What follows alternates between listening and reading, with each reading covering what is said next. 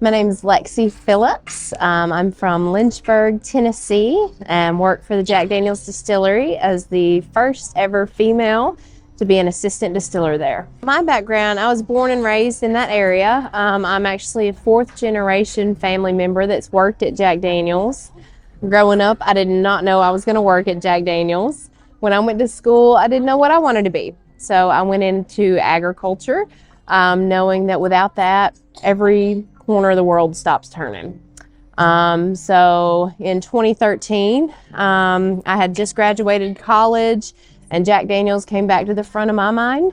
So I started out working part-time and in bottling and quality control. And about a year later is when I came to the still house, where we turn the grain into 140 proof, get it through charcoal mellowing, and that's where I absolutely fell in love with the process of making whiskey. It started out with my great-grandfather, Rufus Frame, and he is who started right after Prohibition, and really it's trickled through the family from there.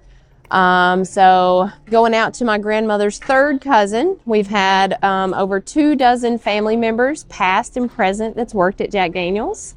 So it feels very much like a family business. I actually met my husband working at Jack Daniel's, who was my best friend for about 6 years, and then we got married. His mother-in-law is actually in the office next to mine.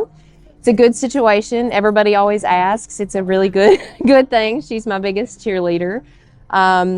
So I work with several of my family members there, and we kind of use that as a means of quality control. Because when I started working there part-time, I wanted to make my great aunt, who was still working there, she kind of helped me get my foot in the door. I wanted to make her proud. I never knew I'd be the assistant distiller at Jack Daniel's, but that was something that everybody does there. There's a lot of generational family members and a lot of really big families. So that's really our means of quality control. Being an assistant distiller, so I've actually been a distiller since 2014. So that's turning the grain into 140 proof, and came into the assistant distiller role in 2020. So that's a big part of it, is being a brand ambassador. So you travel around talking to people, tell people how the whiskey's made, about the quality of ingredients that we use, talk about Jack Daniel's, the man, who was a real person named Jasper Newton Daniel. So doing that, coming into it in the middle of COVID was a little weird in 2020. So I've actually held on to a lot of the distillery operations as well.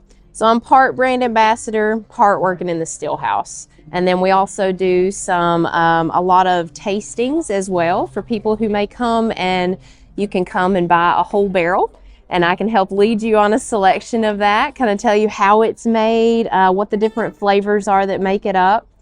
And then what else do we do? Through the Master Taster Panel, we're tasting different barrels of whiskey to make sure that they reach the quality of standards that we reach.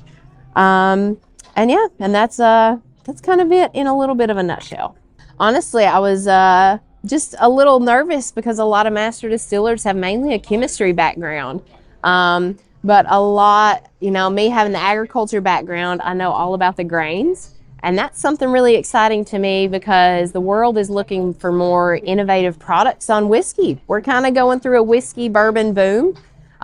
So what we can do is play with some of the grain bills and see what we can do there, by changing your grain bill or adding another grain, it will change impact the flavor of the whiskey.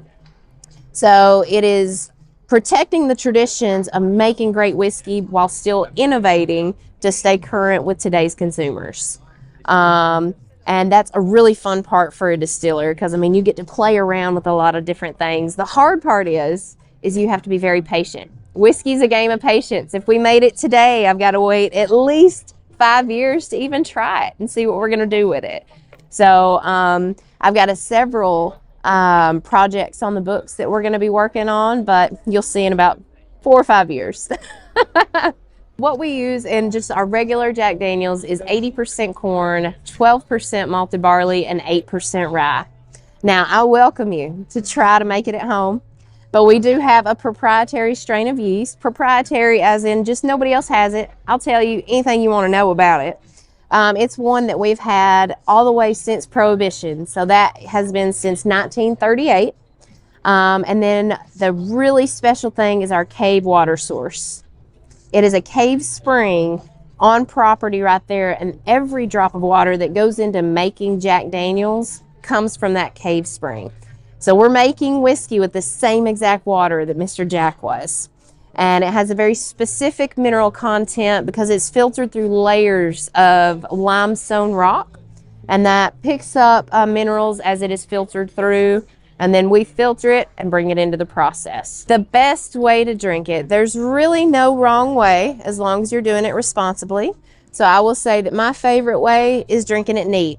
Just pour it into a glass and take small little sips. That's where you'll pick up the most flavors. So in the early 50s, early to mid 50s, Frank Sinatra had been introduced to Jack Daniels, the whiskey, and absolutely fell in love with it. So he would go on stage with 3 fingers of Jack, 2 ice cubes, and just a splash of water, and he deemed it the nectar of the gods, and always was on stage with a glass of Jack in his hand. So he loved it so much that he was actually buried with a bottle of Jack Daniels, a roll of dimes, and of course his pocket watch. So that is something that we take a lot of pride in, because I mean, he helped carry Jack Daniels, and we had an explosion of growth. You know, I mean, somebody as big as Frank Sinatra loving your product, that was just amazing. So we created a whiskey that was very similar to what he was drinking back in the day, which we have not deviated much, but the proof changed a little bit. So we carried it back to 90 proof and a little bit bigger, bolder flavors. Just a little on the about Lynchburg itself. So pulling into Lynchburg, you kind of have to be looking for it because we're off of all major interstates. There is only one stoplight and a square full of people, and then Jack Daniels. But the cool thing about Lynchburg is it is a dry county. So you're not going to find liquor stores or pubs or even liquor by the drink. You can come do tastings at the distillery, but they are very small pours, just enough to get a little flavor on your tongue. But other than that, we'll call it even almost a little bit of a moist county, because you can get beer at either end of town at the 2 gas stations, and that's pretty much it.